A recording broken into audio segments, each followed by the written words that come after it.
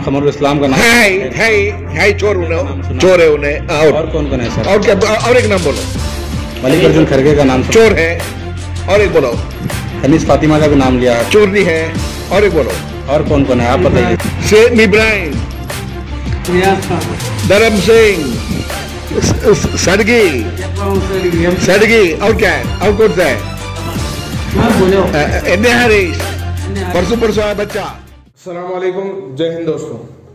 जिस तरह से कल कर्नाटका स्टेट माइनॉरिटी कमीशन के एक्स प्रेसिडेंट अनवर मनीपटी साहब गुलबर्गा आए थे, उन्होंने अपने इंटरव्यू में कहा कि ऐसी बहुत सी जगहें हैं, वक्फ लैंड है जिसको गैर कानूनी तरीके से कब्जा किया गया है, उसको बेचा गया है।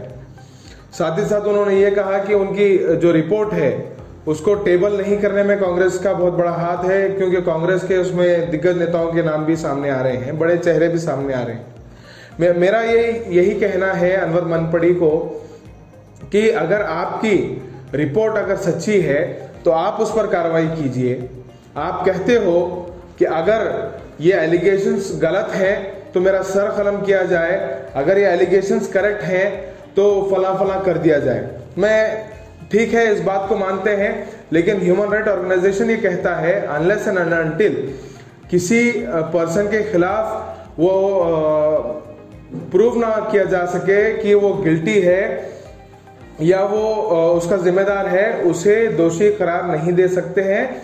इसीलिए मैं आपसे कहना चाहता हूं, आप जो एलिगेशंस लगा रहे हैं वो फेक एलिगेशंस हैं। ये एलिगेशंस फेक हैं या ओरिजिनल हैं या प्रूव्ड फैक्ट हो सकते हैं, ये जो भी है वो तो कार्रवाई की बात है, एक्शन की बात है। आप एक्शन की बात कर रहे हैं, सीबीआई के पास जाकर के आप भीख मांग रहे हैं कि कांग्रेस के माइनॉरिटी लीडर्स को टारगेट करके कि इनके ऊपर एक्शन लिया जाए।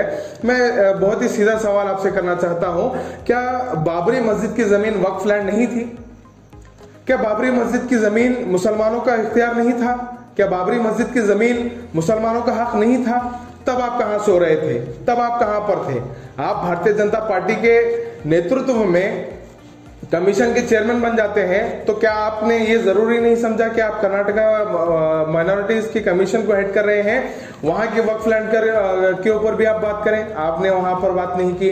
आप मथुरा की जमीन पर बात नहीं कर रहे हैं, लेकिन आप बात कहां कर रहे हैं? कर्नाटक की जमीन पर, और कहते हैं कि मुसलमानों को डेवलपमेंट कराने के लिए।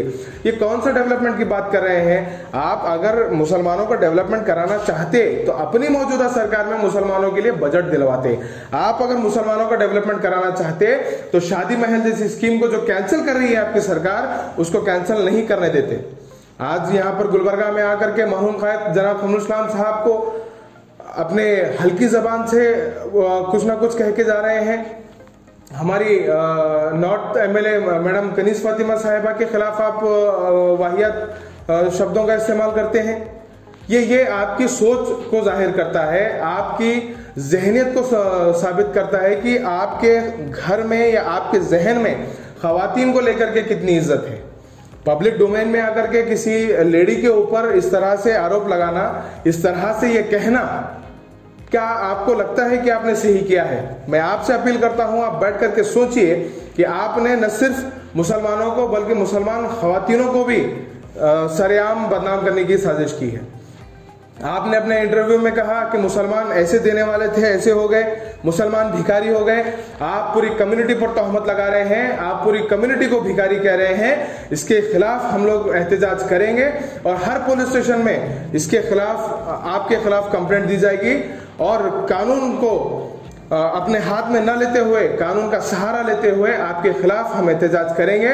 और पुलिस डिपार्टमेंट से हमारी यही गुजारिश है कि 153 सेक्शन के तहत या जो भी एप्लीकेबल सेक्शंस है उसके तहत इनके ऊपर डिफेमेशन केस होना चाहिए। इन्होंने मुसलमानों के सेंटीमेंट्स को हर्ट किया है, इन्होंने मुसलमानों के पॉलिटिकल सेंटीमेंट्स को हर्ट किया है, पॉलिटिकल लीडरशिप को हर्ट किया है और पूरी कम्युनिटी को बदनाम करने की साजिश की है। दूसरी चीज ये रही कि ये कहते हैं मेरे पास प्रूफ है, ये है, वो है, फलाना है। हर चीज आपके पास प्रूफ है तो आप ढिंडोरा क्यों पीट रहे हैं, वो भी अब?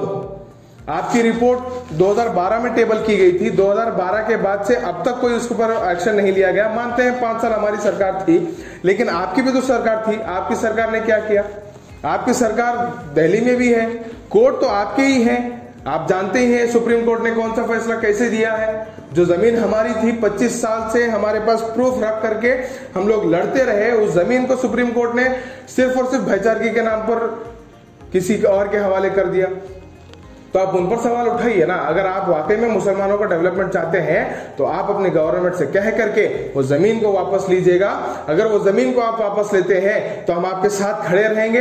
हम आपके साथ हर एक डिस्ट्रिक्ट को जाएंगे, हर एक गांव को जाएंगे, वहां खुद जाकर के हम लोग जांच करेंगे और हुकूमत से मुतालबा करेंगे कि इसके ऊपर सीबीआई जांच हो। लेकिन शर्त यह है कि आप उस मस्जिद की जगह पर बात कीजिए, उसके बाद हम इंशाल्लाह आपके साथ खड़े रहेंगे। ना कहते हुए मैं आप तमाम लोगों से गुजारिश करता हूं कि अनवर मणिपड़ी जैसे लोगों के बहकावे में मत आइए। ये लोग समाज में इंतशार पैदा करने, कौम में इंतशार पैदा करने का काम कर रहे हैं। चूंकि चुनावी सरगर्मियां अब आने को हैं, ये ऐसे आरएसएस के 2 टके के गुंडे आपके सामने आते रहेंगे, बीजेपी के दलाल आपके सामने आते रहेंगे, या आपकी लीडरशिप को सवाल करने पर मजबूर करेंगे। लेकिन इनके बहकावे में मत आइए। आप बखूबी जानते हैं कि जनाब खलील इस्लाम साहब ने गुलबर्गा के लिए क्या किया है, मुसलमानों के लिए क्या किया है, कर्नाटका के मुसलमानों के लिए क्या किया है।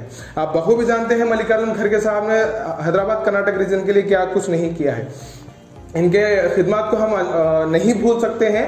और यही सबसे बड़ा कारनामा जनाब खलील इस्लाम साहब का ये रहा कि उन्होंने सबके दिलों में भाईचारगी की बीज को बोया है। आज उनके मौजूद न होने पर भी इत्तेहाद का मुजाहरा कर रहे हैं हिंदू, मुस्लिम, सिख, ईसाई, जो गुलबर्गा का अमन बरकरार रखे हैं, इसको आप कतई नहीं भूल सकते। और ऐसे ताकतों को बिल्कुल सीधे तरीके से जवाब दीजिए। और इतना कहते हुए मैं फिर से एक बार कहता हूं, जो अनवर मणिपड़ी ने कहा है, जो एलिगेशंस लगाए हैं, हम उनको नकारते हैं, इसकी कड़ी मजम्मत करते हैं, निंदा करते हैं। और अनवर मणिपड़ी की रिपोर्ट को और उनके ख्यालात को हम अपनी जूती की नोक पर मारते हैं। अस्सलाम वालेकुम रहमतुल्लाह।